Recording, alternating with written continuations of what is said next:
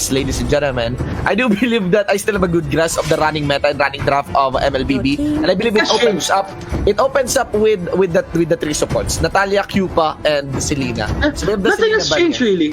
Nothing has changed, right? Coming in from MPL, yeah. It's still the same as MPL as well. I mean, there's a bit of adjustments, but I don't really think that the adjustments or minor adjustments will really change the position of the game right now, especially in meta. So they ban out the Kimi. They do not want the Kimi to be the main point or the main chess piece or the centerpiece of a certain draft. So they just take it out.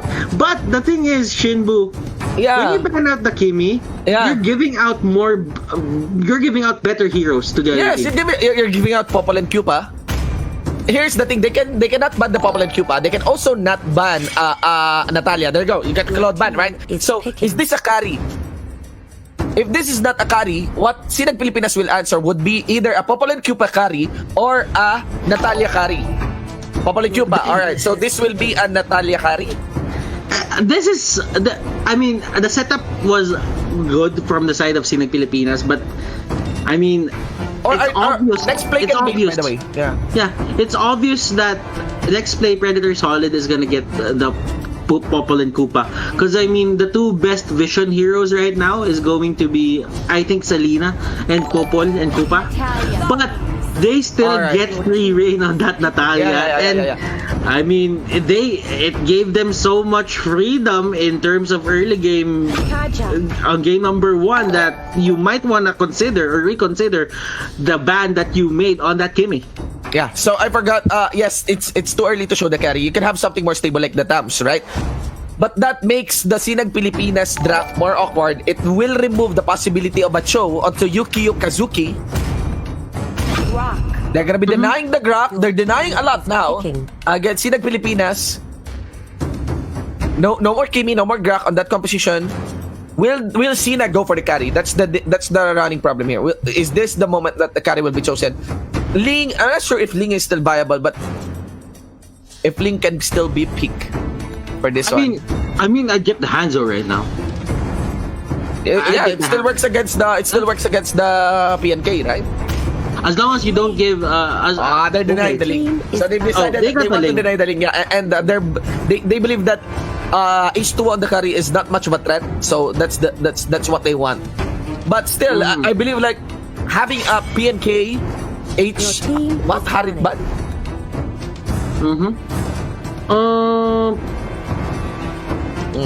I mean, there's something I'm not understanding here. Yeah. Okay, I get it. Because it's still, you know what? Let's just put it this way. The few of the metas that we've seen, Harith, Grok, and Kaja, that's a formidable trio. And you wouldn't really want to give that to the other team. So, you ban out the Kimi, you ban out the Claude, there's no real target here for the side of Carry, so what you do is you just ban out the Harith, because Carry, if she doesn't get his early her snowball in the early game, then that only means that she's not gonna have a good time. So just take out the closest hero that you can take out, and probably the Harith, so that they cannot do anything in the early game. Because that's the thing about Harith, he's still good in the early game and unkillable probably if he gets to the mid and late stages. Yeah, and now they're gonna be using the Lancelot actually. So this is Nexplay putting out their fangs against Sinag Pilipinas. Very much willing to teach them a lesson that we have a more broad draft.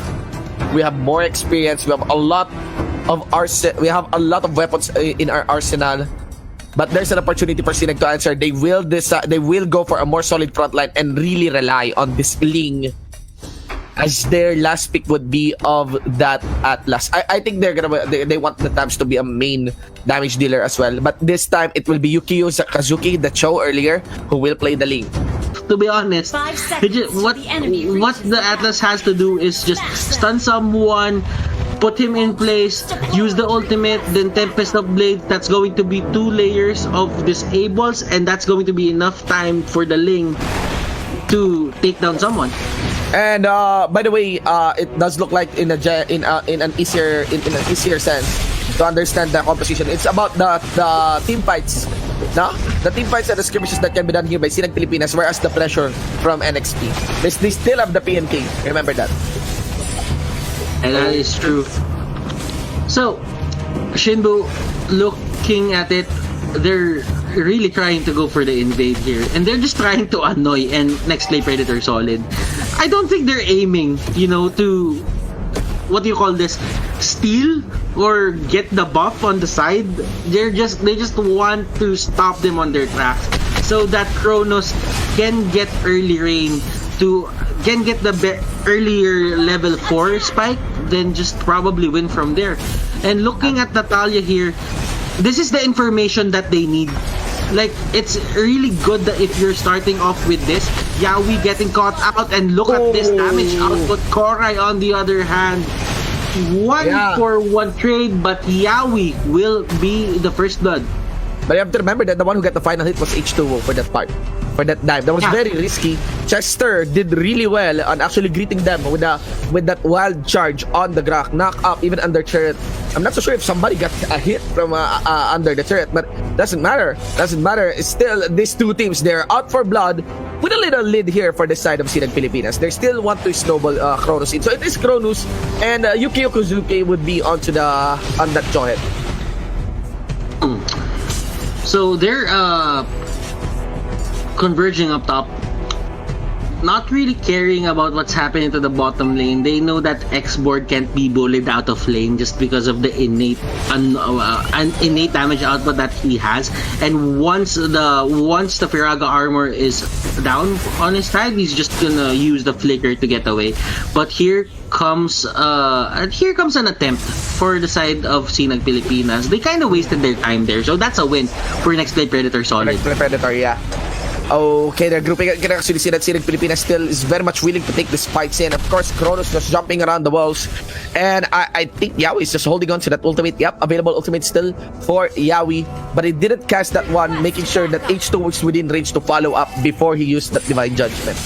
Comment there, why won't we speak in Tagalog? You're just wasting your time.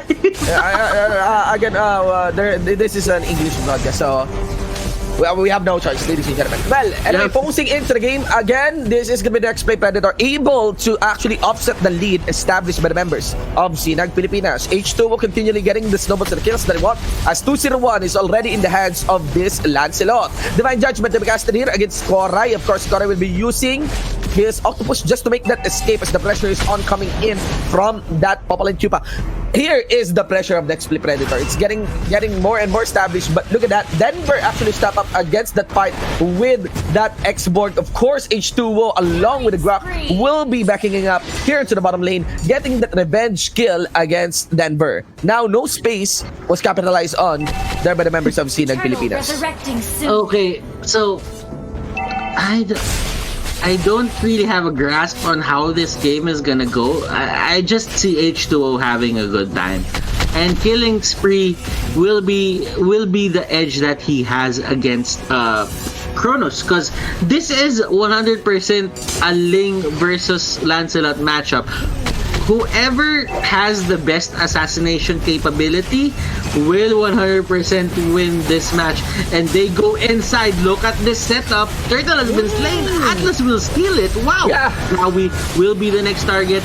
But Kronos just gets away. He knows that he doesn't have the capability to fight. And look at H2O. Yeah. Fresh, super fine. He's not even gonna care about anything in the world because he doesn't even take damage. Killing Spree.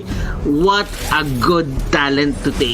By the way, it's not just H2O. It's not just actually H2O. It's also Renegade. He has been dishing a big amount of damage amidst this fight, and it does look like that Kronos is not able to complete any assassination that he should be doing with this link against the backline here of the members of Nexplay Predator. Solely, they did realize that the Popol and Cupa is alone onto the bottom lane side. Korai tries to corner Renegade, but they will be left with the dog here focusing on the Kronos. Step as a blade to be casted here. He has 1-3 dash, tries to do some damage, goes for the backline, and here comes H2O, went for the jump, and Ling was able to escape. Nicely done there coming in from that link.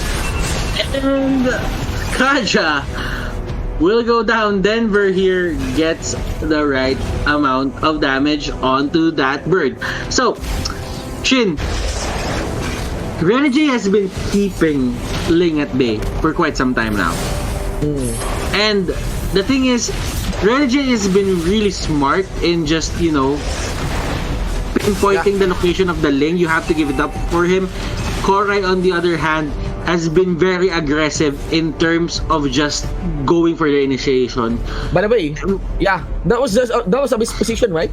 Yes, that was the misposition. Oh my god. And you don't see that. Yeah, you don't see that. You really see that on H2O. You don't see those mistakes on these players. Like, these players, they really know what they want to do and when they want to do it. Denver, that is a fighter tab. Oh my god, yeah. That is a fighter tabs. And also, I just want to mention that because of H2O getting lost, they're losing pressure as well on this bottom lane and also top lane. Oh! The Kaja isn't Renegade. I've been seeing Renegade use the Kaja for quite some time. So it's Yawi. Yawi. He's been doing great. I mean, I praised Renegade, but I'm gonna praise Yawi too. He's been keeping that Ling at bay. So you have to give it up for these people, because Kronos, look at his kill KDA. It's still at 1-1-2.